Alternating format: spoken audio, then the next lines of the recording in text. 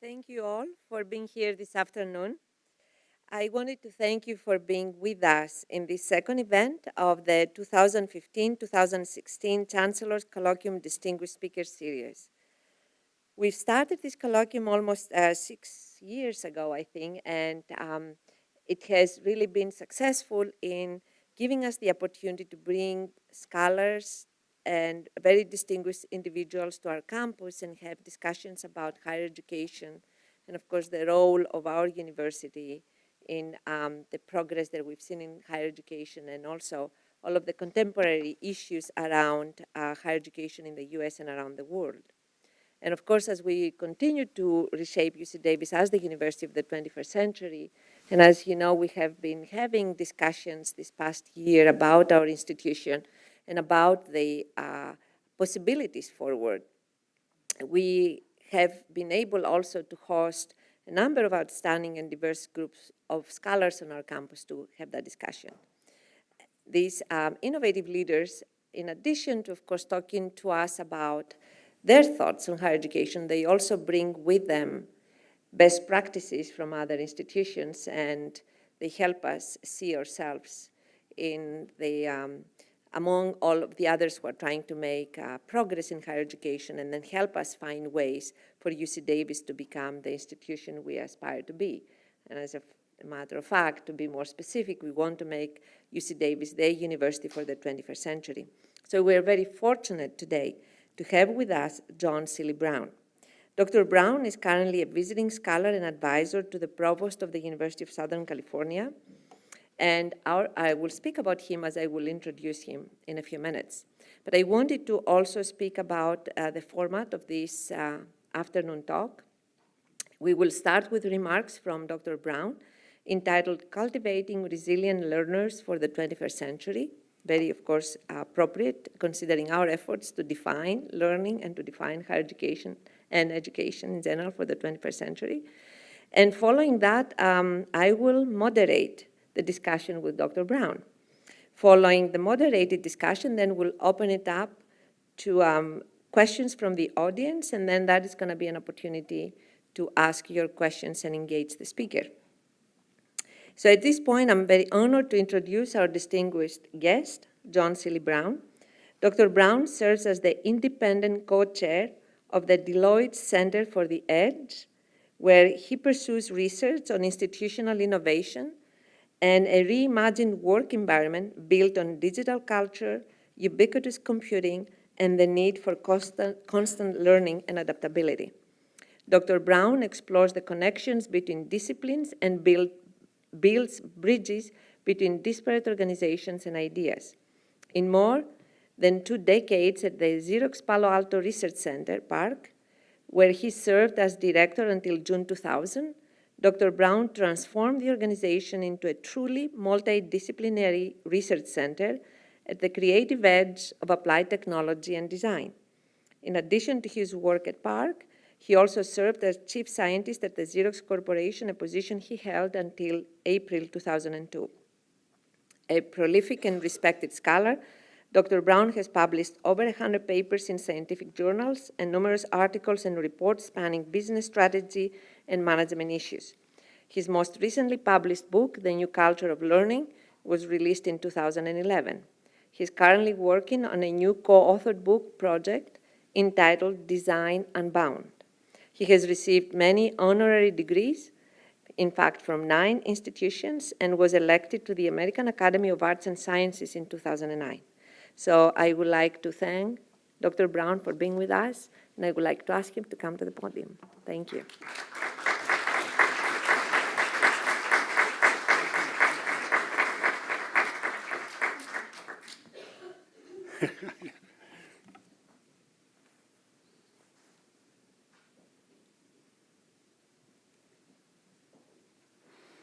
Good afternoon.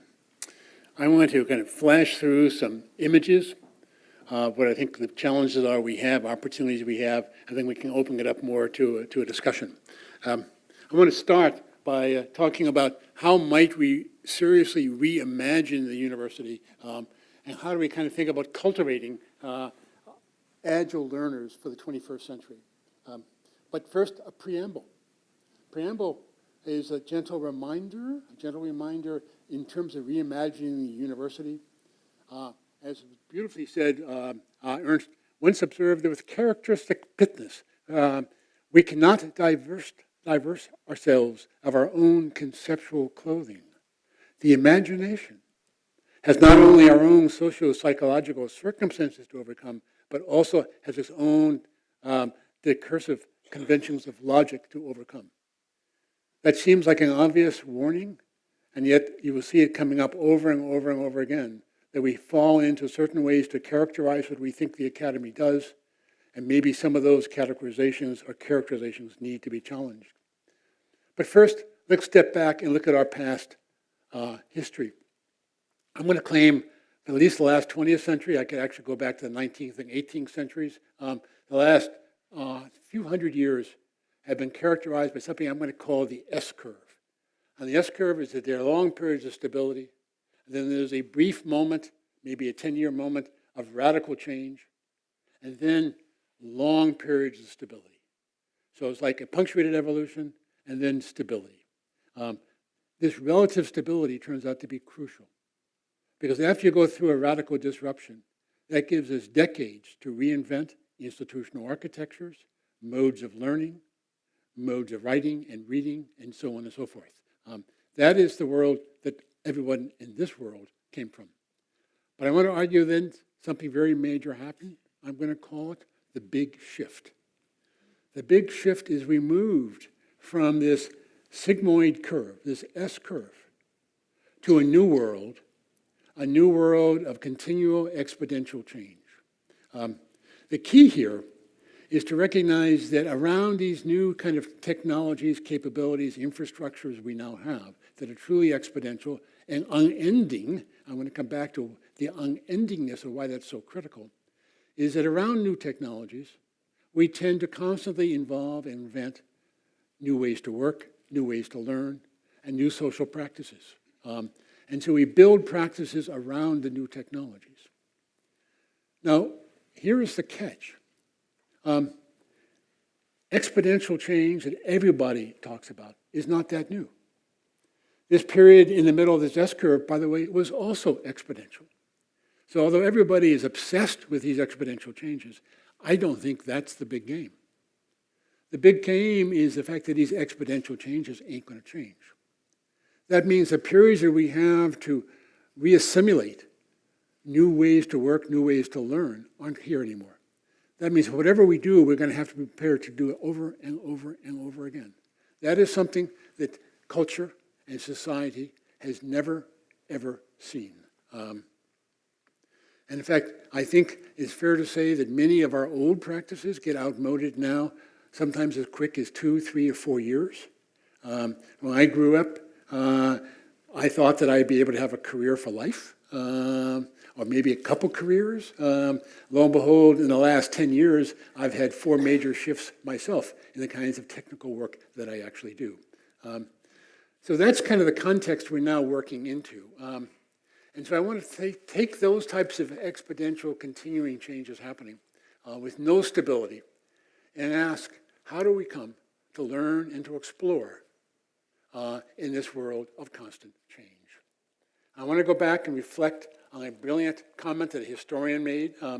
In the future, it seems there will be no fixed canons of text and no fixed epistemological boundaries between disciplines. Only paths of inquiry, modes of integration, and moments of encounter. From Carla Hesse, professor of history at Berkeley. Think about that. All we're going to have is paths of inquiry, modes of integration, and moments of encounter. I do point out that almost no university is prepared for that today.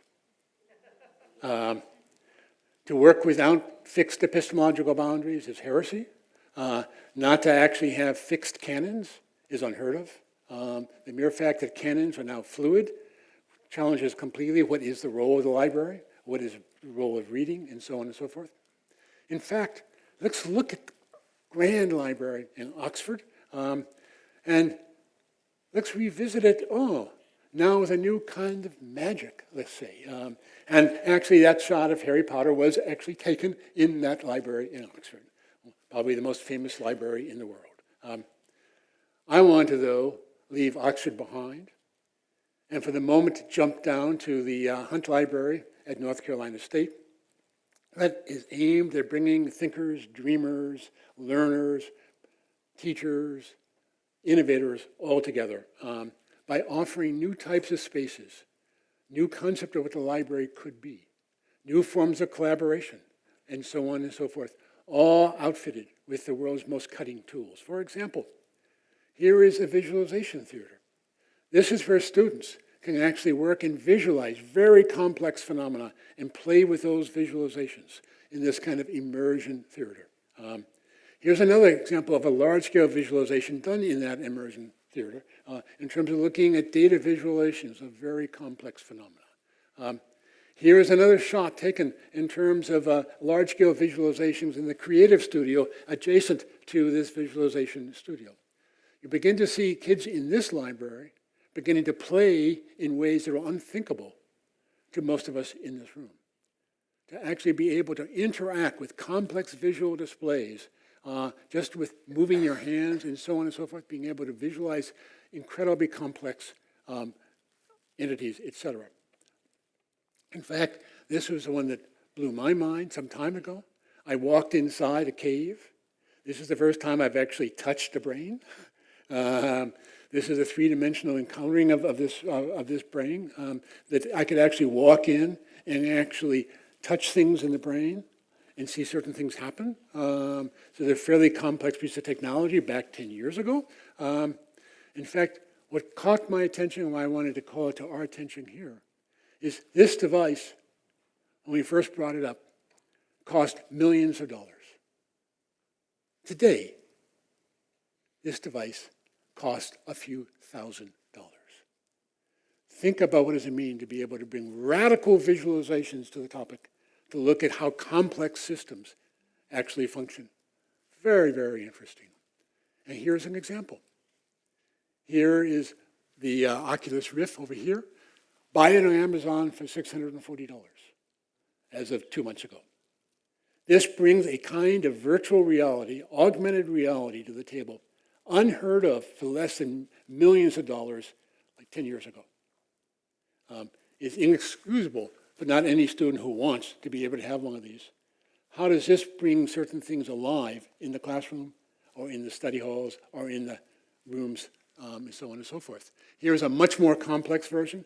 We don't know what that's going to cost. This actually has some of the most astounding technology I've yet to see anywhere, called the HoloLens, that actually will construct complete 3D models of the room you're in. So now you can actually look under the tables as well as on top of the tables. You won't even know what you're looking at in terms of is it physical or is it virtual, all beautifully put together.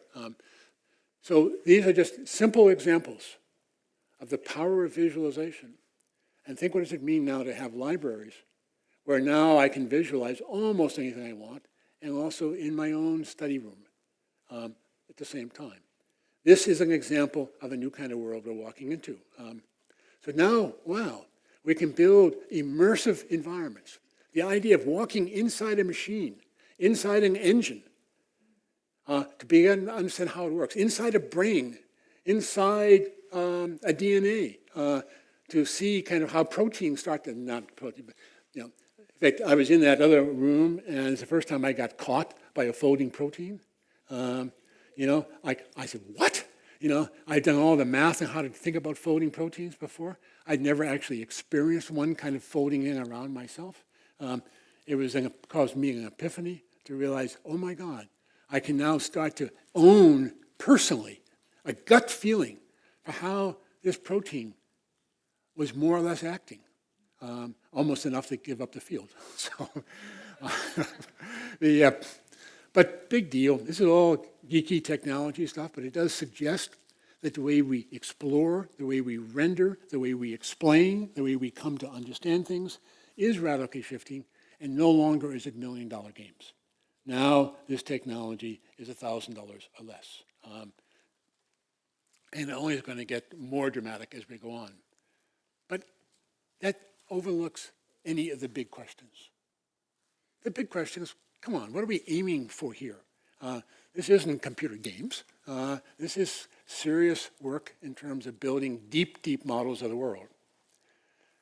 But to parse this, we ourselves need to deconstruct what this game is about.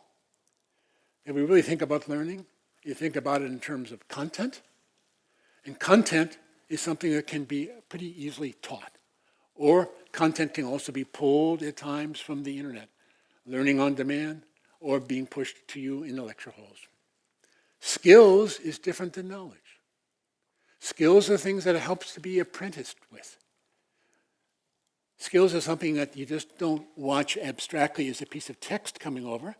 Yes, sometimes you can look at YouTube and pick up some interesting skills, but skills is something that you actually engage in activity-based learning, often under the watchful eye of an apprentice. What we never talk about is dispositions. It's the dispositions that really matter. Why do we pay a fortune to go to world-class universities like here, like Stanford? It's actually not to learn facts. I can do that a lot of other places. Yeah, the apprenticeship may be slightly better over there, but it's kind of like if I'm in a space like this campus, I'm constantly encountering people with different skills, different points of view, different talents, different ways to look at the world, and I get cultivated in me a new kind of a disposition of openness maybe, a disposition of curiosity, and those dispositions have to be cultivated. It is that kind of cultivation with the physical space, mirrored with the social space, mirrored with the intellectual space, that composite structure is what leads to the cultivation, and that's what makes the real difference. That you don't get on the internet. Yes, there is a real reason to have physical libraries. I wasn't paid to say that. That's our chief librarian over there. But let's step back and say, okay, John, what do you mean? What is a disposition? And I'm going to talk about the disposition of an entrepreneurial learner. Now, by this, I do not mean somebody who goes out and builds startups. Yes, that's of interest, but that's not what I'm getting at. What I'm getting at is in this world of exponential continuous change, it's the sense of feeling excited by learning something new. It's the ability to turn learning into an adventure when you hit something brand new. If that kind of a disposition can get embedded in ourselves and our students, we are set. Pure and simple. You will be able to thrive in the kinds of worlds we're talking about. So what are some of the aspects of this kind of entrepreneurial learner? For example, always questioning things, always connecting things, always probing things, always asking questions, deeply curious and listening to others. I'm going to come back and talk about listening to others across epistemic boundaries with a little bit of humility, because often how somebody else talks, I don't quite yet understand, because they're supporting a different way to characterize and categorize knowledge. But in the sense of always learning with and from others. It's actually the social space of learning that really matters. I used to say, which president of Brown University didn't like when I went to Brown, I said, learning happens the moment I leave the lecture hall and the first conversation I have walking out the door. Because then I start putting it in play. I start personalizing it. I build a conversation around it. It's the ability to internal something in my gut that we're really talking about here. Equally important is the notion of being able to read contexts. If you really want to understand today's kids, they don't believe anything we tell them. I don't know about you guys, we can test you later. But because they're all being fed a line, everything is being pushed on you in terms of telling you this and this and this. Instead, you folks learn how to read context as much as content. Those of us in this room, behind you, are specialists in reading content. We're not actually thinking about reading context that much. We've used institutional warrants, who is the publisher of the book, who is the publisher of the newspaper, in order to say if we want to believe it. Those are what genres are really about. You guys, no. You want to be able to read context. That's a whole new game. That's something that is a little bit hard for the academy to get their head around. And there's a deep interplay between reading context and reading content. So let's step back a moment And let's think about some of these kind of new practices that may lead to cultivating these types of dispositions.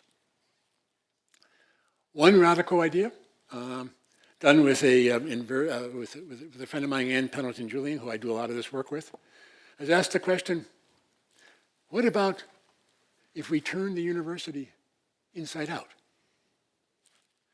For example, let's do it in a simple way. We're used to having, I grew up, courses, and then we'd have labs and studios after those courses. So we were taught decontextualized knowledge pushed onto me as content, and then eventually put in a place I might start to be able to use it. What do we mean to completely flip that? Suppose actually I start with the labs, I start with building things, and then when I get stuck, I then have the freedom to be able to pull things in to help me get unstuck. By the way, that used to go under an incredibly sophisticated name called situated learning. I want to actually situate this information in a context of use. If you actually flip this whole thing around, you actually start to kind of learn on demand for a reason to unstick yourself. Let me tell you, after you leave here, basically most things you're going to encounter 5 years from now are going to make no sense. No sense at all. You're going to have to learn how to play with those things, generate questions to yourself, learn from others, and so on and so forth. That ability to feel comfortable tinkering with something, reframing it, asking questions, is what actually is going to be a critical part of being the agile learner as we go forward. So in this sense, learning becomes contextual, participatory, collaborative, peer-to-peer. I mean, I've been in the workplace now for more decades than I can almost count. The idea of going back to college to relearn a new form of computation, a new form of neurology, et cetera, I'm not ready for that. I want to learn from others. How do you start to figure out the critical thinking that lets you unpack whether or not to believe what that person just said? Better yet, how do I start asking the intelligent questions, let alone good questions, that start to unpack whether or not I want to believe what you just said? You guys, reading context, ask questions. That's what you do. It's that simple. It ain't that simple. Most of us in this room have very little practice in knowing how to do that. Students today have to learn that. Hear that, Chancellor? She gets it completely. So let's go one step further. What about if we actually went the next step and turned the entire university inside out? What if we actually moved core course content to outside as resources to be used? Suppose we put actually research itself at the center of the university, not teaching, but all of us as students, lifelong students, whatever, we actually engage from day zero on some of these projects. So we learn in action, struggling with real research problems. So we experience the art of discovery, the excitement of discovery at the same time. Yes, that is possible today. The tools at our disposal actually enable this to happen. And this completely kind of changes, how, for example, you might even think about humanities. What would it actually mean to look at the ethical questions that are really coming up, for example, in the autonomous vehicles that we're now just building in our laboratories? There are profound ethical questions. They require the humanities as closely aligned to computer science, as closely aligned to vision, as closely aligned to mechanical engineering. We actually have a chance to blend those things together and actually have students of all these different kind of ilk working together, hearing us, quote unquote, researchers struggle. In fact, I was trained as a research mathematician, theoretical mathematics. It was not until my second year graduate student. I was studying the famous Paul Helmos. And about 20 of us in the room in a seminar. And for the first time, he got stuck on a problem, a really tough problem. He turned his back to us, ignored us completely, started scribbling on the board, mumbling outside, loud enough so we could hear him. And 20 minutes later, solved the problem. I said, walking out of that class, and wrote a paper on this, oh my God, I've been studying theoretical mathematics for 4 + 2, 6 years. And I never had the slightest idea of how a professional research mathematician plays with a problem. I thought divine insight was what mathematics was. I had no idea how sloppy this brilliant mathematician was as he was playing with his problem. Is actually being able to be exposed to that was the aha phenomenon for me. 6 years, and I had never seen that. As we flip the university inside out, you get that real quick. And of course, in the same game, and we're talking about micro courses in a different way today, instead of these semester-long, quarter-long courses, maybe we should be chunking knowledge up. And maybe we should kind of be crafting our own pathways for you guys through this space that lets you kind of pick up the skills that you need and the knowledge that you want for attacking the problems before you. It's a whole new notion of, again, turning the university inside out. I have not had the privilege to build a map for UC Davis. This is a map that Ann and I built for University of Southern California, looking at something mysteriously called the long tail. And they said that there are a few things that actually you want to put thousands of students to be able to scale to have 1,000 students do. A MOOC, for example, maybe we can not only handle 1,000, maybe we can allegedly handle 100,000. No comment. But then you come all the way down to these very, very thin part of the long tail, which could be a design studio with only 10 people. And how do you kind of look at this entire long tail as a new kind of an ecosystem that you start to kind of craft your own pathways through?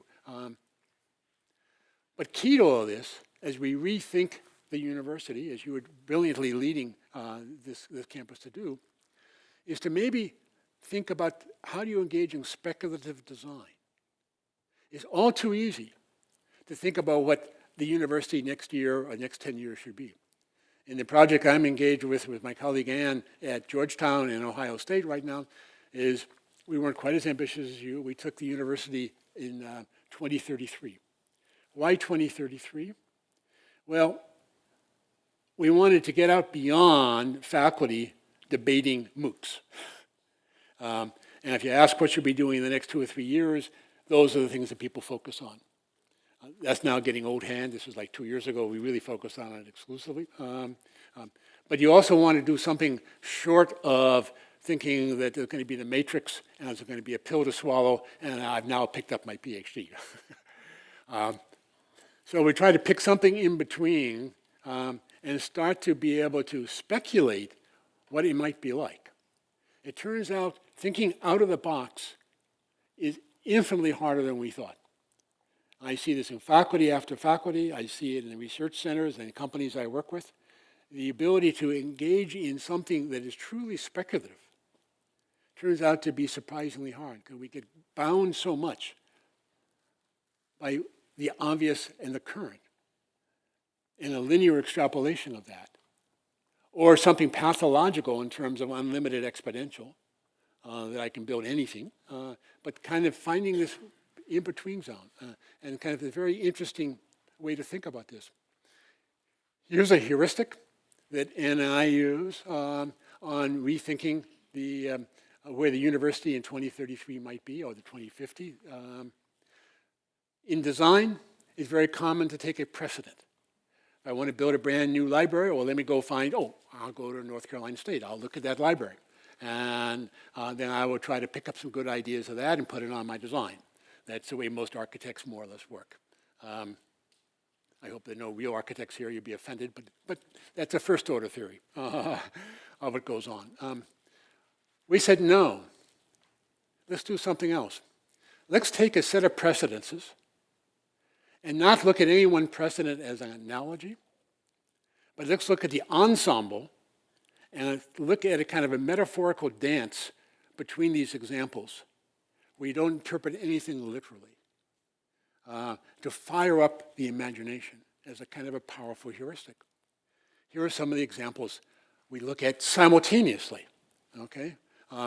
Most of you probably don't know what Arizona State University is up to, but if you really look at a few of the bold moves that Michael Crow has made in Arizona State, I'm not suggesting copying them. It's all too easy to try to do that. But how does that become a metaphor of, oh, he builds a campus around a problem. He blew up the departments. And now he has different campuses that specialize in different domains. And so if I'm a humanities professor, I still might be working on a certain kind of health. And so it's a whole new notion of space actually affording the ability to have these different disciplines which have now been broken down from their silos, working on a common problem where the problem starts to pull you together. Okay, that's not a bad idea. Don't take it too seriously. Minerva. Minerva is a brand new type of online and offline learning campus, which has the interesting property of students go onto Minerva. They have one of the best online platforms you can imagine. But every 6 months, the cohort of students move to a new country. And so throughout their 4 years, they will be at a surprisingly wide range of countries that they will actually have taken these courses in. In a global society, this is not tourism at all. This is actually engaging with almost dynamic attractors in these different communities to be able to actually pick the intellectual resources in those communities and learn with and from them. It's a major experiment. They claim they're going to put Harvard out of business. That won't really happen. But they're trying to get a world-class education, again, situated in all these different hotspots of the world. It's not going to Paris. It's going to unpopular places they're doing. MIT Media Lab. Well, we talked about that with the faculty earlier today. Believe it or not, this is the most absurd one. Happens to be two of my favorite ones, is World of Warcraft. World of Warcraft, a massively multiplayer game space. People look at me and say, are you serious? World of Warcraft is a potential precedent for higher education? The answer is absolutely yes. Why? It's basically, World of Warcraft is an offline and online space behind the scenes. Basically had people from about 50 different countries working together. And every night, approximately 10 to 12 to 15,000, depending on what night it is, new ideas are created, put up on the internet, and each guild, because if you're on a team in the World of Warcraft, you form guilds. That guild, it becomes a massive learning community. They're usually up to 300 people in a guild, more typically 100. And their job is to break up into teams, go over those ideas, categorize those ideas, try those ideas out, try to warrant whether or not those ideas are worth playing, and then feed those ideas to the high-end raid group that night. It is the social space, the social life outside the game that is a group as an example of exponential learning. And I can show you, actually, we can map it now down as being truly exponential. I've seen no learning phenomenon that matches the speed of what's really happening invisibly in this kind of game space. And I'll just say the last two examples very quickly. Believe it or not, they're Shaolin monks. They have learned a way to learn through debate that has properties that would chill your blood on the one hand and open your eyes on the other hand. It is a learning style that we can learn a lot from, because key to this style is to separate your persona to the world versus your inner self. These debates are fierce, and I've watched these people get smeared in a debate, even in front of the Dalai Lama, and which is a tense situation, by the way, and then come out off the mat, debating mat, smiling, asking them, "How can you be smiling? You just got killed." And they said, "What do you mean? That wasn't me. That's not my inner self. That's my persona. I learned something. I'm a better person from that failure." And this is not bullshit. They actually believe it. I first didn't believe it, and lo and behold, it's quite astounding. And the last one is Operation in Chile, which is the Valparaiso School of Architecture that actually takes Homo ludens. We know everything in this room about Homo sapien, man is knower. We know a lot about Homo faber, man is maker. We know almost nothing about Homo ludens, man is player. The interesting thing is, to be really agile, you have to learn how to play with the system. You got to learn how to probe the boundaries of that system. And so that ability to feel comfortable with feeling out a system is a key to the kind of agility that we're actually talking about here.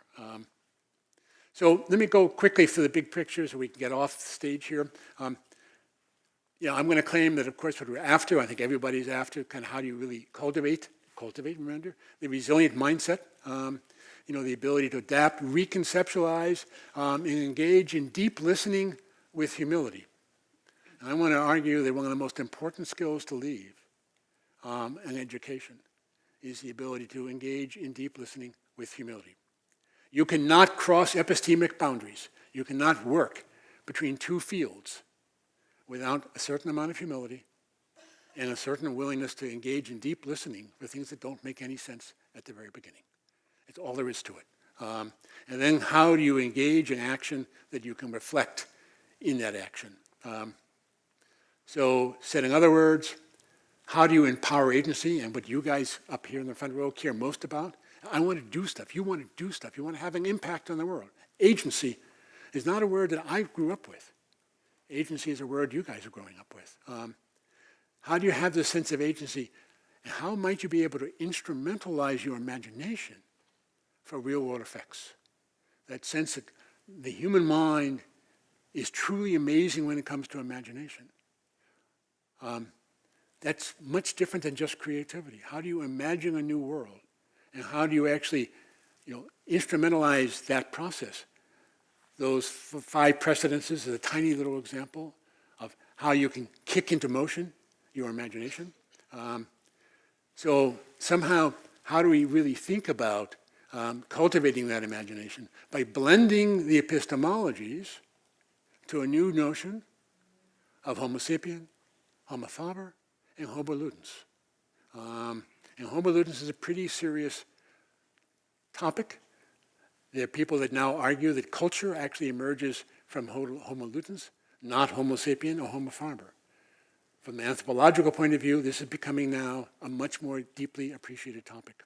And finally, a personal belief that several of us are engaged in is asking the question, can we construct a new kind of alloy? Obviously, you can tell I also spent a fair amount of time in material science to worry about building alloys. But could we actually build a new alloy? A new alloy that actually understands how to bring art, the humanities, and sciences together to fuse it into a new alloy, a new kind of metal that has unbelievable resilience. So it's not just how do you become cross-disciplinary, but how do you bring a fusion together to construct a new kind of metal that we've never yet seen before. And I think that, to me, is one of our big goals. I'll talk more about you later. So with that, thank you.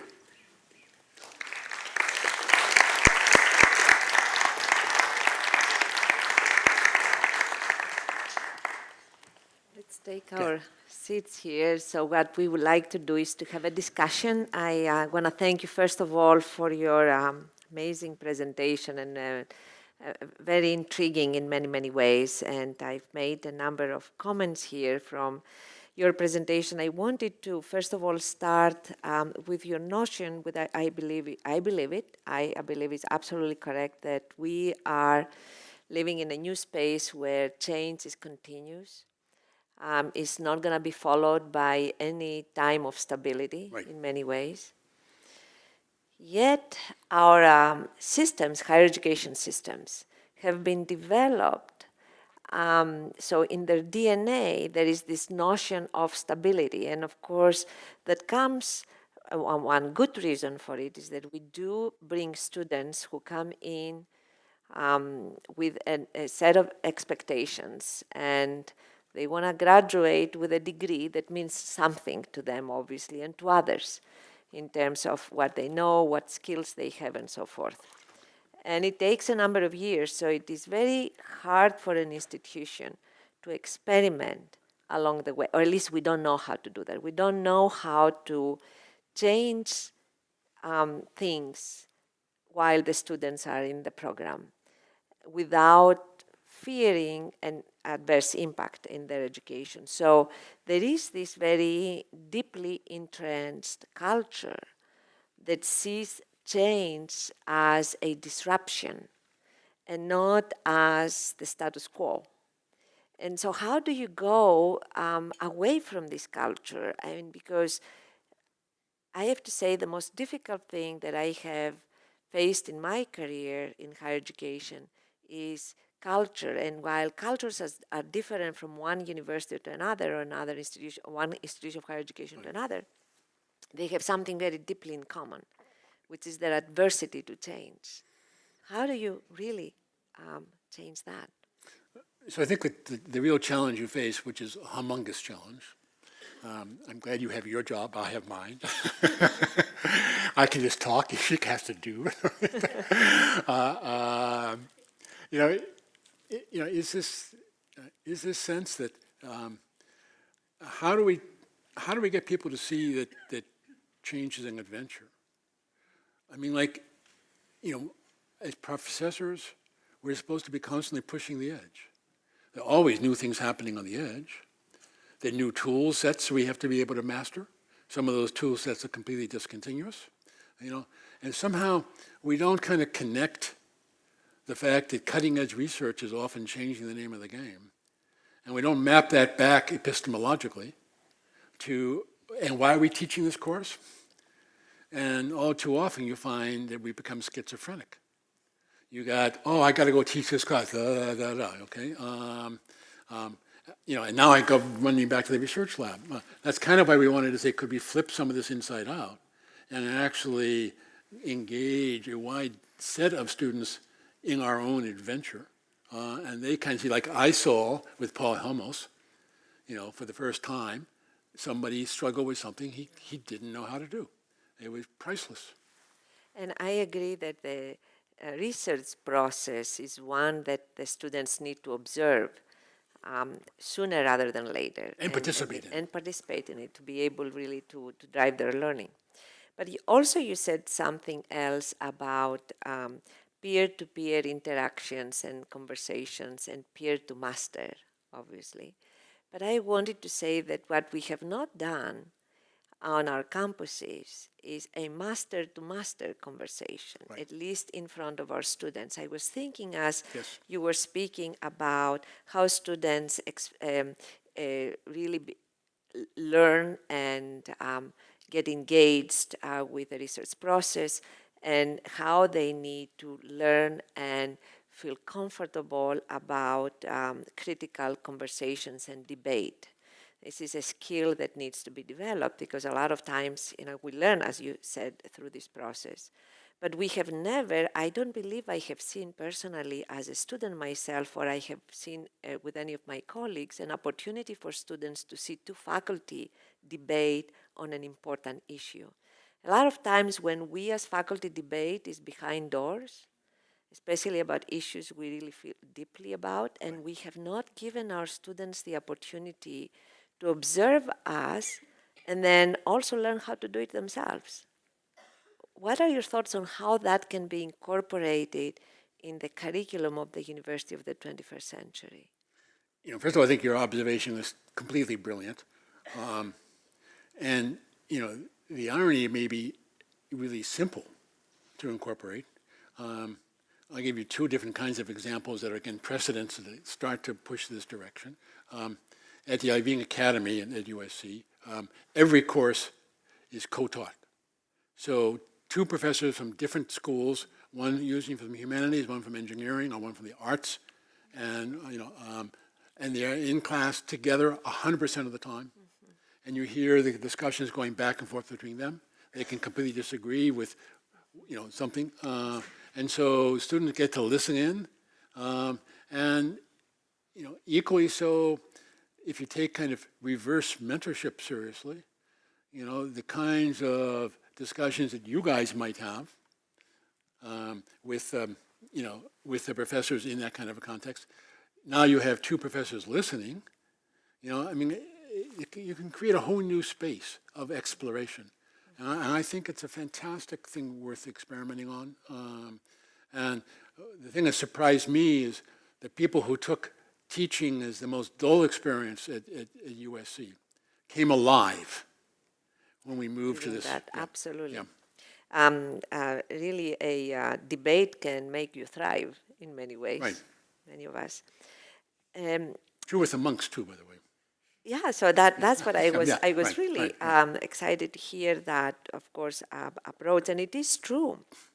A debate can force you to reconsider your assumptions. So there is a lot that you learn through a debate. Nobody is a loser in that. Nobody loses in a debate. I think everybody wins.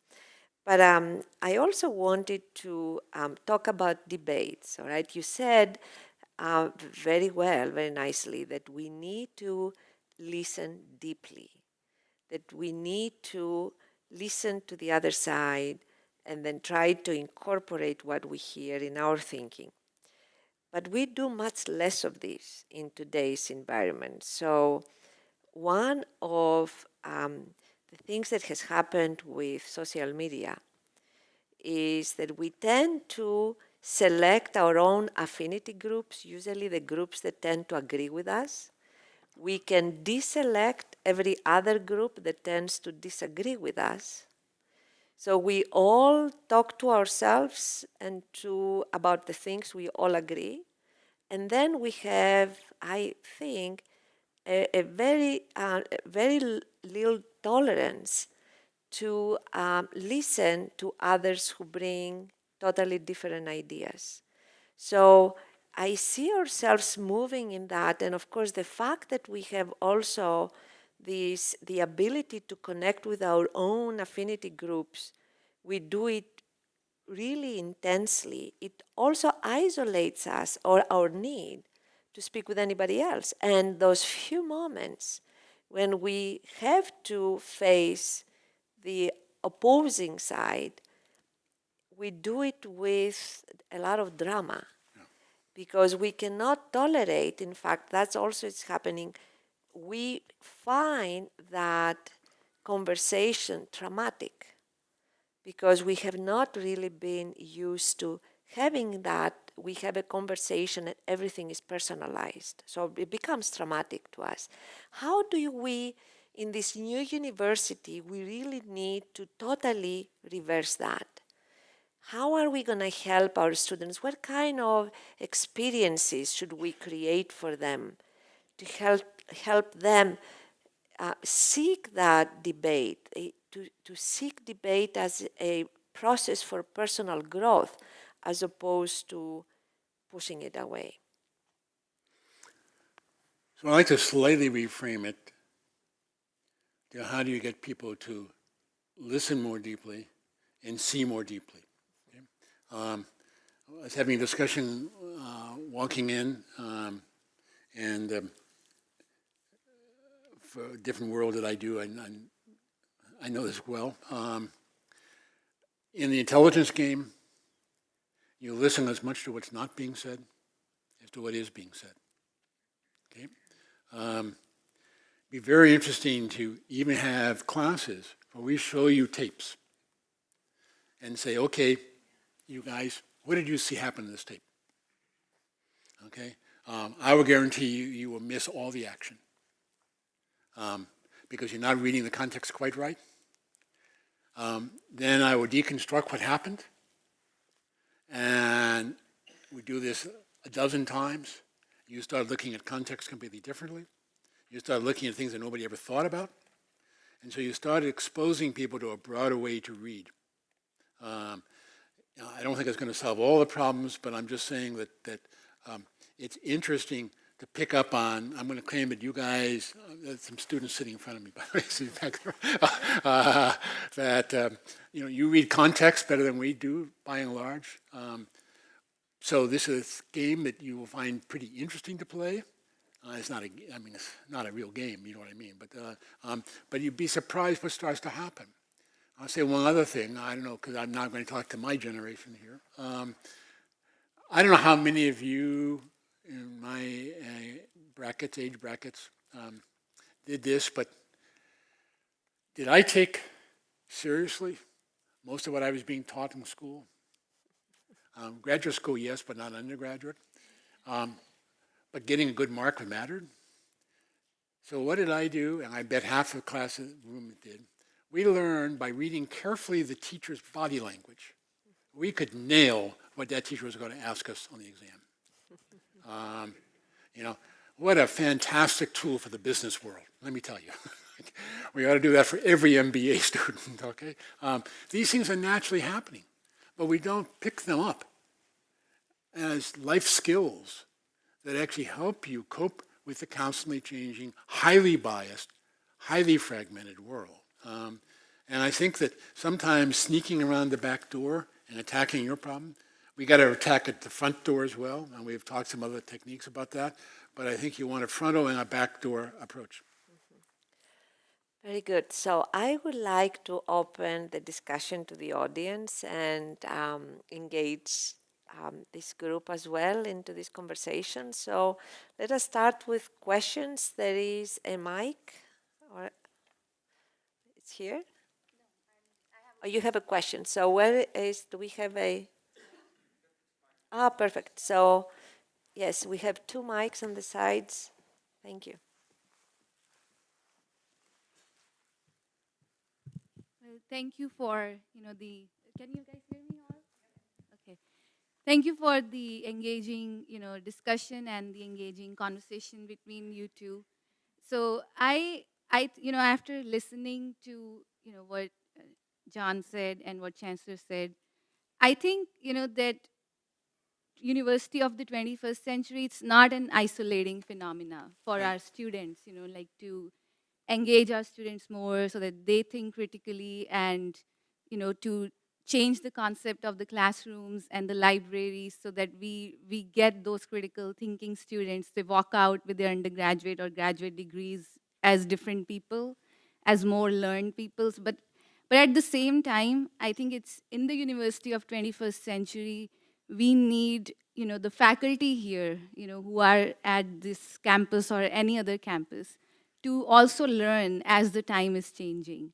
Like to think about the ways they teach, the ways they interact with students, to think about this, that how are we going to change? As Chancellor said, that, people are adverse to change, and, it's hard to change the mindsets that have been developed for years. But how do we engage our faculty in these discussions that, it's not only the students who are the drivers of the change, but also it's you who are going to drive the students to lead that change? Good question. I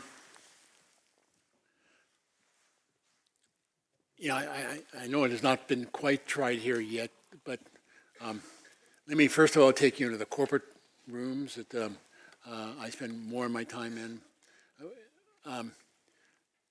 The most useful piece of advice I can give to the C-suite company, that's the top folks, is take reverse mentorship seriously.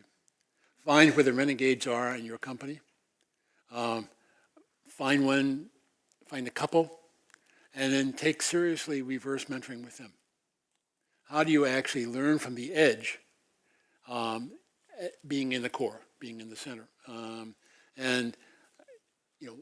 lot of people also have kids that are 15, 16, 17. It's an incredibly useful way to pick up things.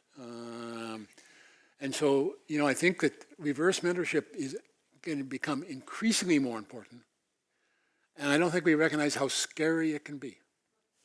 And I think that that's something that you really want to play with. And you may want to find ways to officialize and at the corporate room, the only reason we do the hackathons is almost a formal way to do some reverse mentorship at the same time. But I think it would be fantastic to, with this gang here, tell them to go out and choose a professor. You choose a professor, okay? it's going to be much more effective if you choose them to say, your job is to actually learn from two of you. It's better if they choose the professor. Yeah, but you have to anoint it. True. Okay, that's all I was That's getting true. at. Right. Yes. Thank you. We have a marvelous program here where us older guys get to have freshman seminars, and I'm privileged to do one. And as you talked about turning the world inside out, it's my observation with the new generation, as within our generation, we need to turn the social responsibilities of the university inside out and take more of the attitude that we're really preparing what we now know is the young adult generation. And we were all young adults, we just didn't figure it out because we had other stresses. But these are truly young adults, and their major maturation from adolescence to maturity and adulthood is occurring during these critical years of education.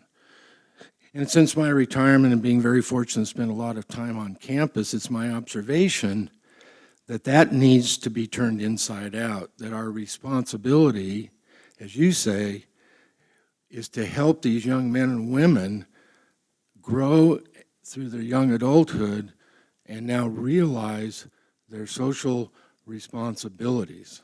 I would like your comments on that, because we didn't touch on that, but that's something that I find to be very interesting, and working with these new freshman students, very important from what I'm learning from them. Right. Maybe I didn't say it directly, but I couldn't agree with you more on the depth of your question. I was using the term agency as a sense of these kids wanting to engage in real world problems for making the world better. And part of the question is, that takes skills, that takes dispositions, and that takes knowledge. And sometimes you can hear me think that skills don't matter. In fact, skills matter a great deal. But the beauty of doing what you're talking about is it also brings the humanities in a brand new dimension. Because if you really want to attack social problems, for example, which is an obvious thing to go after, you have to begin to understand that you're attacking the problem of meaning, and you're attacking the problems of the social. Although you may be using very technical terms to do it, or technical tools to do it. And so this is a step toward a kind of fusion of the alloy I was talking about. I think you can actually, I would start exactly in some of your kind of seminars you're talking about. And then, how do you get the right kinds of conversations going to think some of the stuff through? But I would, it's sobering to go out into the field and marinate in the weeds. Now, this is a college that started in the field, but you'd be surprised in the academy how little we get engaged with the weeds, and how much bottom-up learning really does matter. And so I think that it'd be interesting to how you turn your seminar, which is up here, also into wrestling a problem to the ground. And that wrestling to the ground is done in a collective that can be phenomenally eye-popping to everyone in your seminar. Thank you. Yes. I would like to suggest that at UCD, there has been a mechanism of transition to resilience that I participated in, because when I came as a freshman here, I came with almost no money and determination through my desire to be a woman in science. And there was no place for that. My freshman counselor told me, home ec or English, please. We don't have a place for you here. And I stayed, but I got bounced from pillar to post, working myself through college. And that was the best education you could ever imagine. I had to go into these places where I knew nothing. I was at the bottom for years and years and years, but I was in the bottom in genetics, I was in the bottom in water science, I was in the bottom over in plant physiology, I was in bottom here, there, and everywhere else. But cumulatively, the skills that I developed, the experience that I had made every class that I took more important. I understood more why they were trying to teach us the basics of chemistry and why this chemical reaction is different from that one, etc. And you have the opportunity still here through work study to allow people not just to wash dishes, but to experience in many, many localities. And if this is approached with an attitude of nurturing of resilience, you can come out with a double-barreled, absolute win-win for the education that you get at this institution. I wouldn't have traded all that I did, as painful as it was, for any scholarship any bright young man ever got. You're here.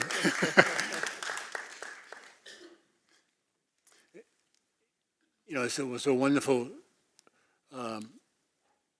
example. The notion of the work study that you were talking about is a step toward what I meant by turning the university inside out. And so I'm proposing, and maybe possible, to do what you did for almost everybody. And I just think that it's, and by the way, you felt lost a good share of the time. You didn't, I mean, you talked a little bit about that. I talked about apprenticeship learning. I mean, reverse mentorship can be scary. What you did was very scary.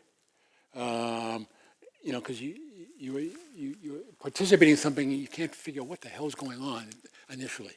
And you got to start to make sense out of, by the way, reading the context. That kind of bootstrapping your own ability to do that is what actually provides you your resilience, I think. Yeah. Hi, so I'm in a relatively new major on campus called Science and Technology Studies.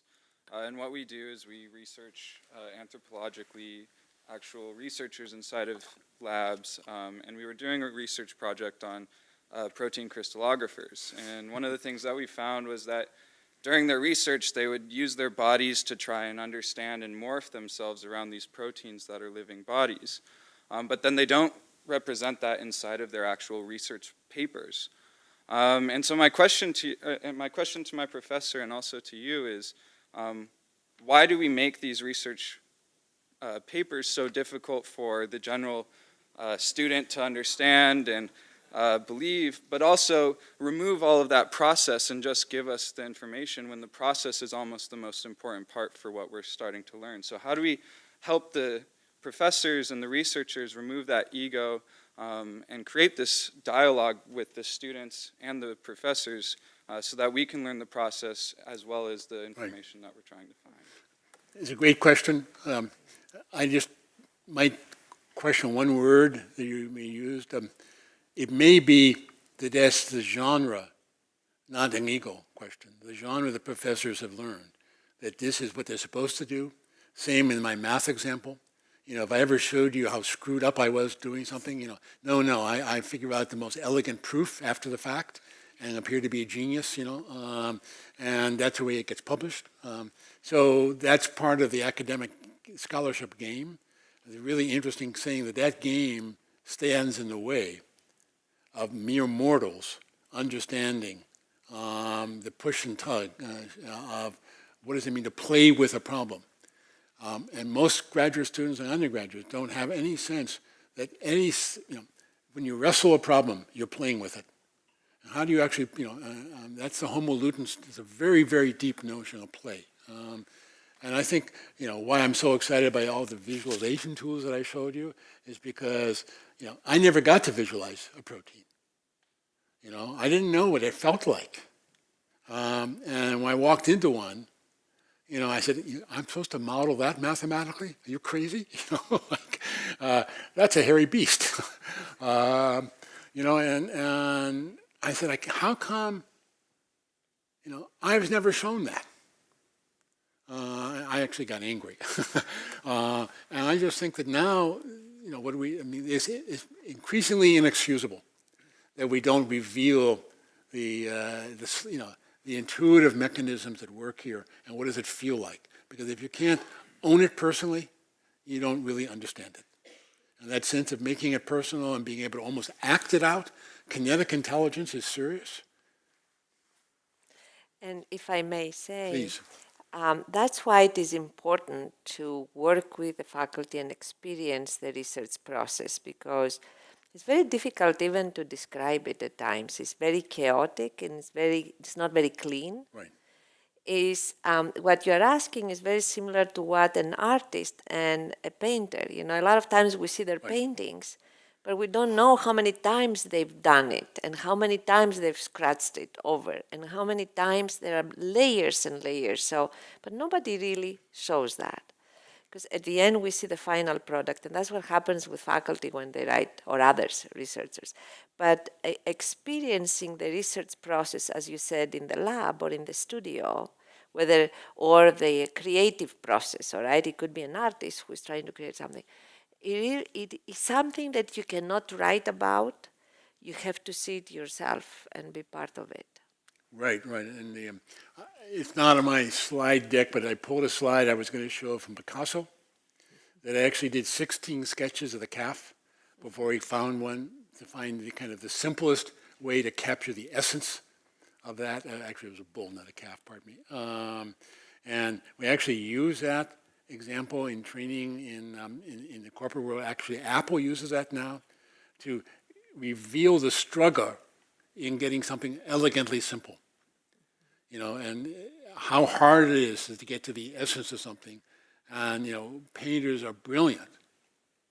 And the struggles that they're going through is to get to the core. Thank you. Thank you. Your team is bringing forward a new 10-year development plan for UC Davis. It's introducing it publicly to the city and other places. I was wondering if any of these concepts are being introduced into that long-range plan. So you are referring to the LRDP, is Correct. in the long-range development planning. Correct.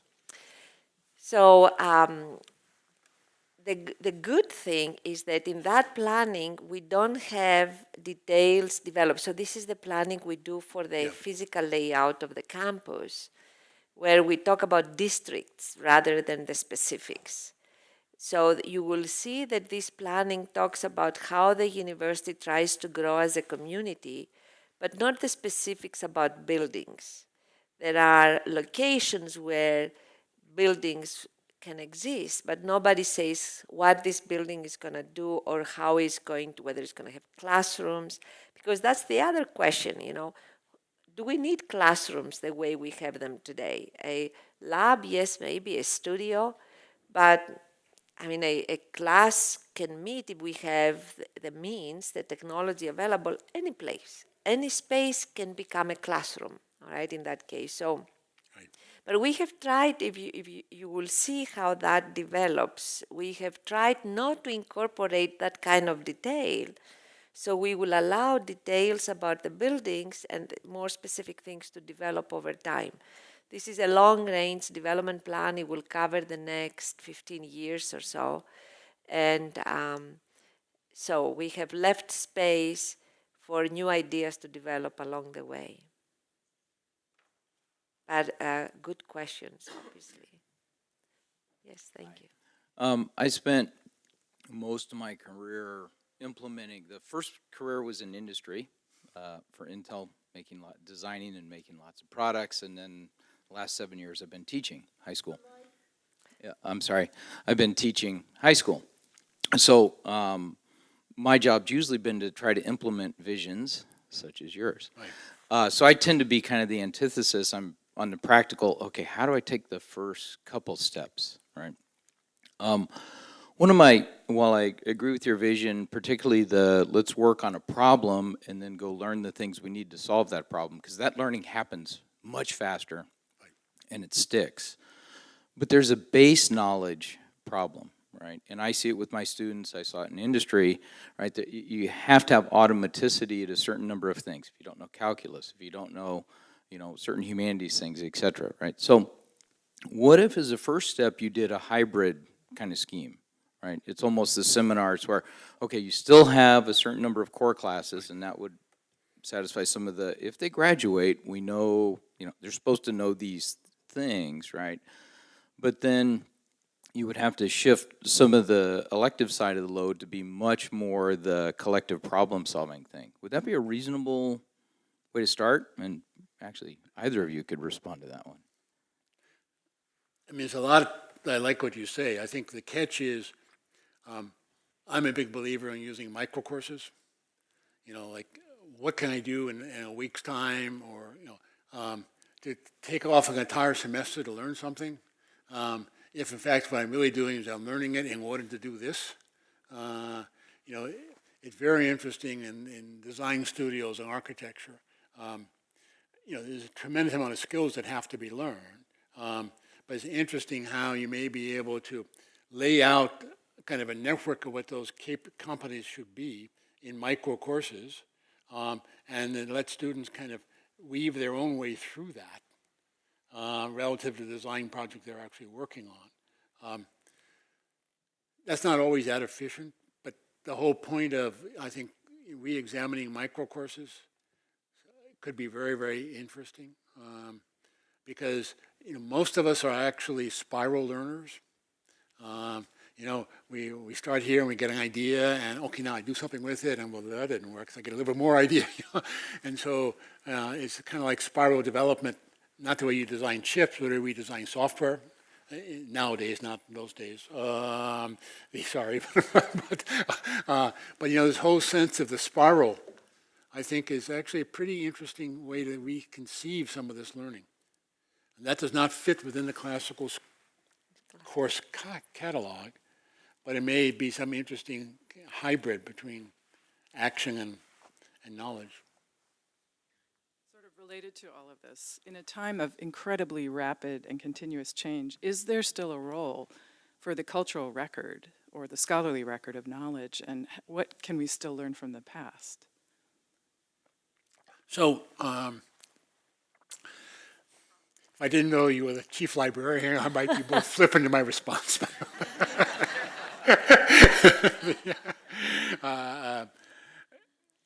I have to say, if there's anything I've come to feel, and I do a lot of work in intelligence in Middle East, et cetera, the shocking lack of history is overwhelming to me. It's just unbelievable when I deal with the State Department or when I believe with DOD. They're total, there is zero understanding, I claim, of the history we've come through in the last 50 years. So I'm a deep believer that if I want to build a resilient learner, probably the only thing I really want them to do is read a lot of history and then engage in art and poetry. We'll figure everything else out. You just don't understand the decisions being made and the lack of understanding of history. I cry when I think about the lives that have been burnt around this. But likewise, what we're also finding, we had a long discussion today with the group after we met, on how do you wrap up the cultural history of biology? Because when you do an experiment in biology, it's embedded deeply in the practice that we use to do the experiment. It's almost impossible to encode that. It's tacitly held practices. One of the reasons it's very hard to duplicate result in biology is because you can't really, if you come from a different lab, a different community of practice with a slightly different practice, the real essence of what the key move was, how you held the pipette, when you did this, matters. Okay, can't be captured. So it's not in a historic record as we've currently looked at it. So, we're beginning to ask the question, can we radically speed up biological research by finding a much better way to record the history of what's going on in the laboratory itself? And I think the answer is yes. I would say the same thing applies to universities as well. Universities do not have a good record of the things that they have tried historically. And I think many times we periodically try to do the same thing over again. with not necessarily much success, all right? So, but there is very little understanding or very little, very few records of, true historic records of universities. Only for a few, not for them. Right. Yes. Yes, Don. Yeah, so my question actually is very similar to Mackenzie's. You know, in talking about the alloy, and in some of the discussions earlier in the day, there's a lot of discussion that students' interest in relevance and in the contemporary as a way at getting at this agency and problem solving. But so what do you see as the role of the humanities in that alloy? You make very clearly that it's part of the alloy, and what does that bring to the table? You know, for those of us who still think that, you know, the past, things like Shakespeare and the classics are contemporary in their own way, but how do you see that as part, what's the value in the mix? You know, a couple ways. You know, I like to think about how do you, where did you go? Oh, he's sitting there. Okay. He disappeared. Cannot see you. Sorry. Wow. Killer question. He disappeared. You know, I like to think about how do you solve a riddle, and what's the play of imagination when you solve a riddle, or the play of when you're writing a poem, and how do you tinker with that to just get it right? How do you know when you get it right? How does it speak to you? You know, so that sense of how do I bring the outside of me to the outside world and the world inside to me, you know, I think is an incredibly important topic, because we think with our body, actually. We understand with our bodies, you know, the mind isn't that important.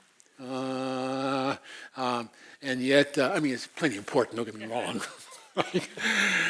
But you know, we don't take kind of being a whole from a serious epistemological point of view. In fact, the homo ludens point, and the reason I brought up the Valparaiso point, is the surrealist understand how to bring the world in ways that the academy classically doesn't. And so these are kind of insights that fall directly out of the humanities. And the whole catch is, you know, in the final analysis, where does meaning reside? You know, now, if you asked me that 40 years ago, I would say in a partial differential equation, you know. Turns out that I'm wrong, as my mother explained to me. But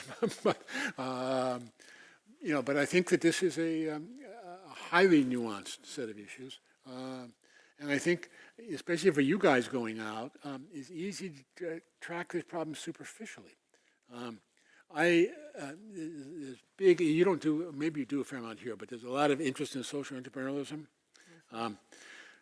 Be careful, because a lot of that is skin deep.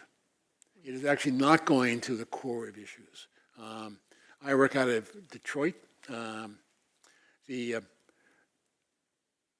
Today, University of Michigan cannot put teams into Detroit because the community is so fed up with the academy treating them as a guinea pig. When a small group of us went in to do something in Detroit recently, we had to be interviewed by a murderer. It wasn't until he approved us could we go in. I said, we had to be approved by a murderer before we were allowed in the community, before the community would accept us. That's what meaning really meant to them. It's very traumatic. At that point, we were accepted. So, I mean, these are the kinds of things that make a huge difference, you know, in terms of the kinds of depths we're talking about. Detroit's a very strange place, by the way. That's not typical. No, but if I may add to this is that talks about the role of the university in the community and how sometimes we have used the community to learn from it, but we don't necessarily try to close the loop and bring back to the community. In a stable way. in a stable way. So the community feels that they open up themselves, we go and learn from it, and then we leave them behind without necessarily, because for us sometimes learning is the goal, but for them solving their problem is the goal. So sometimes we go to the community, we learn, and then we leave without necessarily addressing their need. And we do this, we have done this. I mean, the university has been across the board. I mean, from engineering all the way. It's not just the humanities or social sciences, but every aspect we see them as a place where we can go and learn from. But the community is expecting other things from us as well. And I think it's a beautiful point, and the simplest answer to your question in some sense is agency has responsibility. yes, Okay, and we tend to downplay the responsibility. exactly. Yeah. And accountability to the community. But that's what I meant by responsibility. exactly. Yeah, Yes. yeah, you said it better, right? Yeah, yeah, Absolutely. so. Any other questions? Mo?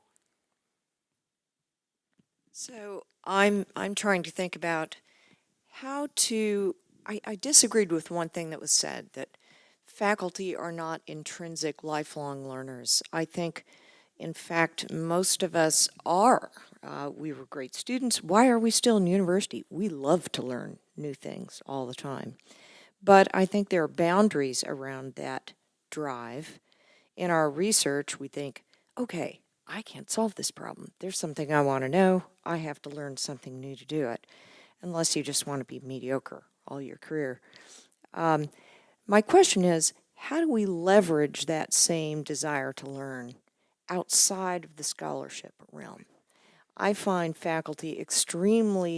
many faculty, very resistant to the idea that students today do not learn in the same way we did when we were students. And I'd just love to hear your thoughts about that. Yeah, I mean, first of all, I sure didn't mean to imply that I didn't think faculty didn't have lifelong learning. But there are domains that they do that on their own scholastic, pathway. Very few faculty really care that much about inventing brand new teaching methods, and so on. But that wasn't a big point no matter what. The really interesting issue is that I think folks of my age group and even 2 generations earlier still, have no idea how you kids learn. My personal guess. And I think that, I would like to say it's your responsibility to teach us. And because you do learn differently from all the work that I've seen. I was going to suggest a new seminar, freshman or probably second or third year seminar series set for undergraduates. Said, teach me how to teach you. So some of you know that my colleague Ann Pendleton-Julian, we did this big book together. She's an architect. She runs a new architectural studio, both for Georgetown and Ohio State, taking 3rd and 4th year humanities students into a design studio to have them design the University of the 2033. And what we have learned from those design studios is simply shocking. And it's, we will be doing a book soon on this, but there's a lot that was very sobering to us. And the last thing I expected is the humanities students to be that willing to engage in some of these design problems. Nothing to do with how do you design the building itself. It's kind of like, what is the learning, how do you design a learning experience? What are the dynamic attractors of that environment that cause you to do things? All this kind of stuff. We got into discussions with, as faculty and as administrators, you first go to the finances, you go to the space allocations, you go to all the structures that determine what we can do. Your kids, thank God, don't know most of that. And so you're virgins in that sense.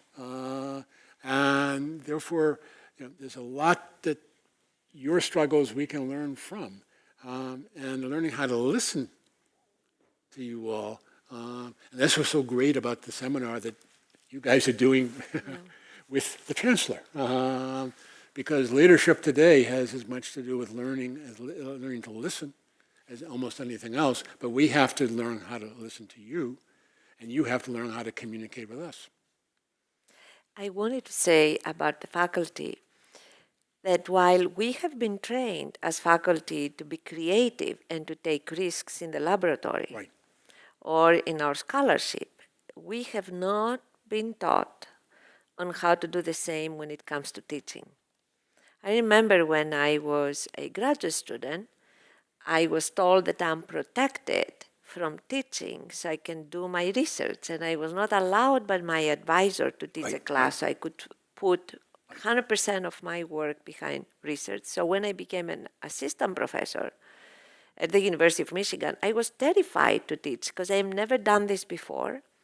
So I went to a previous faculty member who taught this class, said, "Oh, do you want to teach this class? Here are my notes," which I did not follow, but I have to tell you, I had no other training. I did not even know that I could modify things. In fact, I was told explicitly that I have to do things in a certain way. And I was given no time to even do anything creatively. And so, and we are, as we speak, and we talk about these new innovations that we need in teaching, we are now educating our graduate students the same way I was educated about 30 years ago. So we also need fundamental change in the graduate programs, because this is where we prepare the future professoriate. And we have not even gone there. So what I find so fascinating with what you say, and it's music to my ears, we have thought about what do it mean to get, a dozen, or half a dozen, or 2 dozen, presidents and chancellors together in a context where they could have these types of stories off the record, in terms of, what the struggles that they want to go through, Right. to change, the atmosphere on campus to say, no, this is a different kind of experimentation. By the way, this is also experimenting as much with the heart as with the hand as with the head. Right.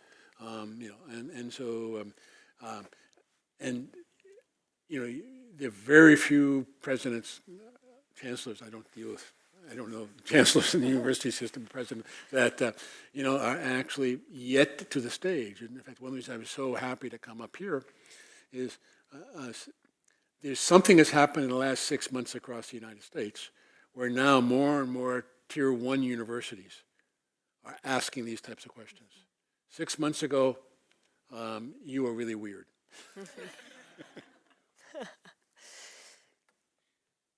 One more question. Hello, can you hear me? Okay.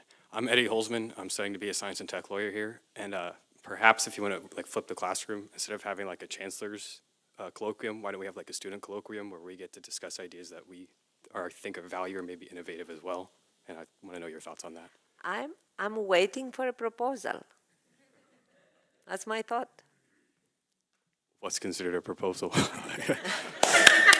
What it means a proposal is I wait for a document that expresses that idea, that says who is going to run it, who is going to be responsible, at least in putting it together, because we need to have responsibility around it, and we will probably make it happen. How many signatures? What do you mean signatures? Like what would be a level of validation to do something such as that? Just write it up and then propose it to you and then? Sure. I would like to know that there are a number of students behind the idea. Okay. And you're the judges. Yeah. In fact, there are opportunities to bring it in front of students and then have them look at it, and if it is a valid idea and if there is a commitment behind it in terms of the time that is needed to put together, why not? Okay, thank you. You're welcome. You're here. Action. So I just wanted to thank you all for being here.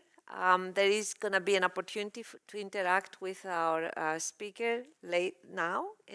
As you know, we have a reception going on just outside of here, so please stay and meet our speaker.